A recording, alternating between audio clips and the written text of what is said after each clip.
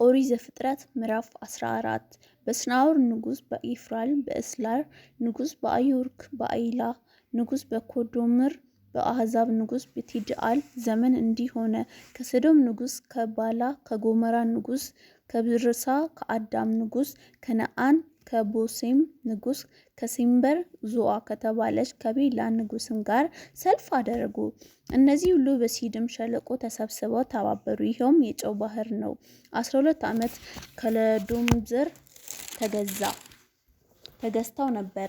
በ13ኛውም ዓመት ጻሙር 14ኛው ዓመት ካልዶምር ከእርሱ ጋር የነበሩ ነገስታት መጡ። ራፊንም በአስጣሮት ቃርንንም ዙዚንምንም በሃም ኤሚምንም በሴዊ ቂርታይንም መቱ። የሆር ሰዎችንም በሴር ተራራቸው በበረሃ አጠገብ እስካለች እስከ ኤላ ፍራን ድረስ መቱ። ተመልሰው ቃዴስ ወደ ተባለች ወደ አይሚስፓጥ መጡ።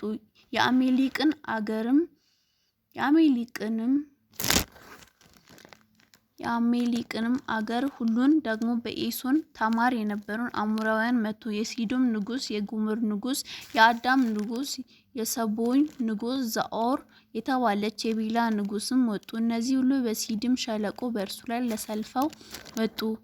ኤዶንም ንጉስ ኮልዶንም የአሕዛብ ንጉስ ቲድአልም የስናር ንጉስ አምራፌልንም የእስላር ንጉስ አዮርክንም ለመውጋት 5ቱ ነገስታት በእነዚህ በአራቱ ላይ ወጡ። በሲድም ሸለቆ ግን በዝፋት ጉዳዎች ነበሩ። የሰዶም ንጉስ የጎሞራ ንጉስም ሸሹና ወዲህ ወደቁ። የቀሩትንም ወደ ተራራ ሸሹ። የሲዶምና የገሞራ ከብት ሁሉ መብላቸውንም ሁሉ ወስደው ሄዱ። በሰዶም ይኖሩ የነበሩ የአብርሃም የወንድ ልጅ ሎጥ ደግሞ ከብቱን ወስደው ሄዱ። አንድ የሸሸ ሰውም መጣ፣ ለዕብራውያን ለአብርሃምም ነገረው።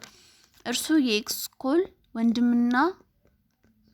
ወንድም የአውናን ወንድም በሆነ በአሞራዊ መምሬ የአድባር ዛፍ ይኖር ነበር። እነዚህ ከአብርሃም ቃል ኪዳን ገብተው ነበር። አብርሃምም ወንድሙ እንደተማረከ በሰማ ጊዜ በቤቱ የተወለዱትን 318 ብላቴኖች አሰለፈ። ፍለጋቸውንም ተከትለው እስከ ዳን ድረስ ሄዱ። ብላቴኖችም ከፍሎ በሌሊት እሱ ከባሪያዎች ጋር ወረደባቸው፣ መታቸውም። በደማስቆ ግራ እስካለችው እስከ ሆባ ድረስ አሳደዳቸው። ከብቱንም ሁሉ አስመለሰ። ደግዋም ወንድሙን ሎጥንም ከብቶችንም ሴቶችንም ሕዝቡንም ደግሞ መለሰ። ኮልዶጎምርንም ከእርሱ ጋር የነበሩትን ነገስታት ወግቶ ተመለሰ። በኋላ የሰዶም ንጉስ የንጉስ ሸለቆ በሆነ በሴዊ ሸለቆ ሊቀበለው ወጣ። የሳሌም ንጉስ መልከ ጼዴቅም እንጀራን የወይን ጠጅን አወጣ። እርሱም የልዑል እግዚአብሔር ካህን ነበር። ባርከውም አብራ ሰማይንና ምድር ለሚገዛ ለልዑል እግዚአብሔር የተባረከ ሰው ለጠላቶች በእጅ የጣለውን ልዑል እግዚአብሔርን ባረከው አለው። አብርሃምም አስራትን ሰጠው። የሲዶም ንጉስም አብርሃምን ሰዎችን ሰጠ፣ ከብቱን ግን ለአንተ ውሰድ አለው። አብርሃምም የሰዶም ንጉስ አለው፣ ሰማይና ምድርን ወደሚገዛ ልዑል ወደ እግዚአብሔር እጄን ከፍ አድርጌያለሁ። አንተ አብርሃም ባለጠጋ አደረጉ እንዳትል ብላቶቼ ከባሉት በቀር እኔ ጋር በሄዱትም ድርሻ በቀር ፈትልም ቢሆን የጫማ መግቢያ እንዳልወስድ አውናውን ኤስኮልም መርምሬ እነርሱ ድር ባሳቸው ይወስዳሉ። ኦሪት ዘፍጥረት ምዕራፍ 15 ከዚህ ነገር በኋላ እግዚአብሔር ቃል በራእይ ወደ አብርሃም መጣ፣ እንዲህ ሲል አብርሃምን ሆይ አትፍራ፣ እኔ ካንተ ጋሻ ነኝ፣ ዋጋንም እጅግ ታላቅ ነው። አብርሃምም በቤቱ እግዚአብሔር ሆይ ምንም ሰጠኸኛል፣ እኔም ያለ ልጅ እሄዳለሁ። የቤቴም መጋቢ የደማስቆ ሰው ይህ ኤሊዘር ነው አለ። አብርሃምም ኤሊዘር ዘር አልሰጠኸኝም፣ እነሆም በቤቴ የተወለደ ሰው ይወርሰኛል አለ። እነሆም የእግዚአብሔር ቃል እንዲህ ሲል መጣለት፣ ይህ አይወርስም፣ ነገር ግን ከጉልበት የሚወጣው ይወርሳል። ወደ ሜዳም አወጣውና ወደ ሰማይ ተመልከት፣ ከዋክብትንም ልትቆጥራቸው ትችል እንደሆነ ቁጠር አለው።